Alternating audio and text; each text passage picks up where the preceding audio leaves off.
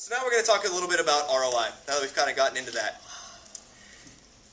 What you hear a lot, I'm sure... Laser pointer work? No? Okay. After investment, you have action, reaction, and non-financial impact. When you hear social media people talk about ROI, they focus on action, reaction, non-financial impact. All of those things are part of ROI, but they're not quite ROI yet. You start with the investment. That is what you're putting into in money, in time, and in resources, creating your infrastructure, creating your social channels, getting followers, investing in starting, right? We've got action, that's releasing your assets. That's sharing your video, that's posting your blog, that's posting your Twitter update, your Facebook update, whatnot. You got reaction. Reaction is when people are commenting on what you're posting, when they're sharing or liking what you're posting, but it's also how you respond to them.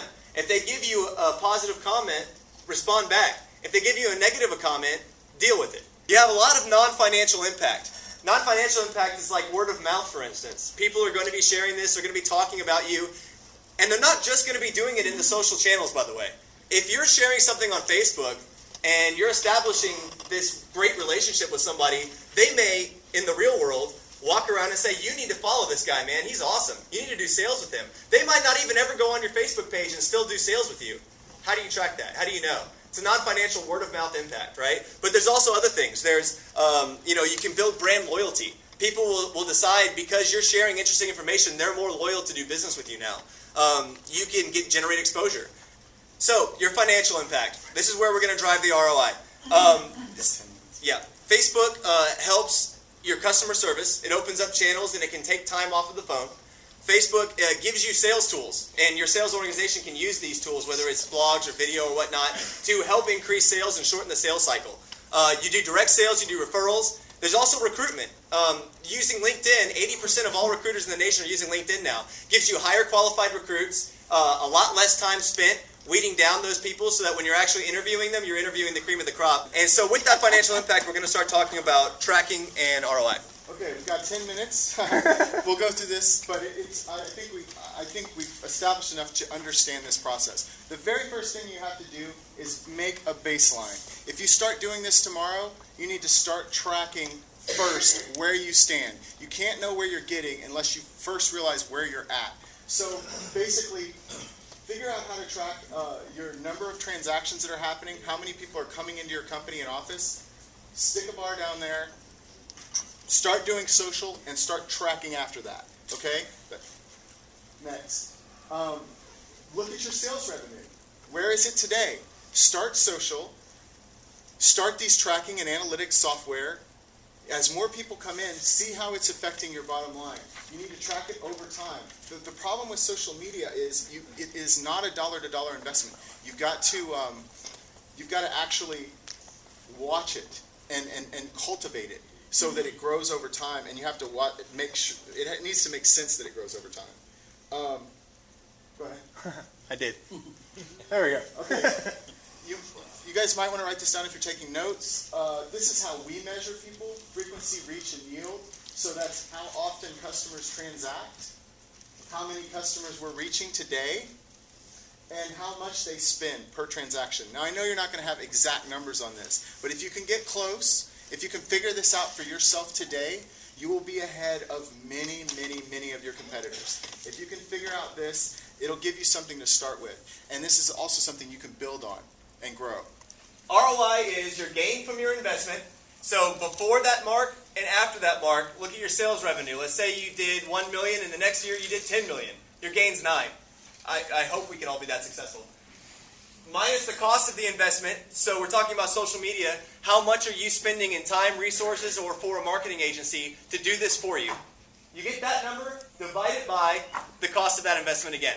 That's going to give you a percentage of ROI.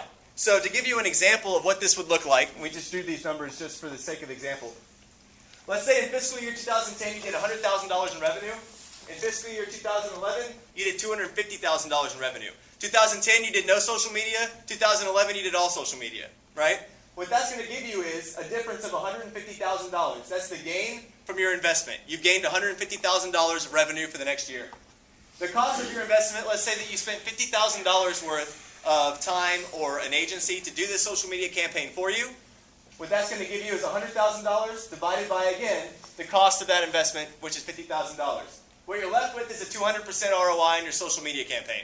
Now, I'm not guaranteeing everybody in here to get that much reward. Some people, especially much larger companies like Dell, will only experience maybe a 10 to 20% ROI on their social media campaign. But keep in mind, that also generates billions of dollars or millions of dollars, astronomical numbers. For small businesses, this actually is a pretty accurate way to look at it. If you're only doing $100,000 this year in business and you enact a really strong social media campaign and do it right, you can easily see a 200% return on investment on that. This is Fiber One. Blue is their number of unit sales, and red is their conversation, like how much conversation they're having socially. If you watch it, there's a direct correlation between how much they're talking to people and how many sales they're getting. Okay? Now, guys, we're still new in social media. Like, you being in this thing right here is probably putting you way ahead of what common knowledge is. The numbers are just coming out. Our studies are 2011 studies. What's called the Engagement DB report. And what they did was they profiled 100 of the top brands globally. And in these 100 brands, they broke them down into 4 groups. You have wallflowers. Wallflowers are people who have 6 or fewer channels and low engagement. They're not really all that out there, and they're not doing a whole lot with it. You've got selectives. They have 6 or fewer channels, but are doing a really good job of engaging. You've got butterflies who have 7 or more, which means they're getting out there, but they're not able to keep up with them all and keep engaged. And then you have your mavens, who have 7 or more channels, and they have a high level of engagement. These are the people like Dell and Starbucks.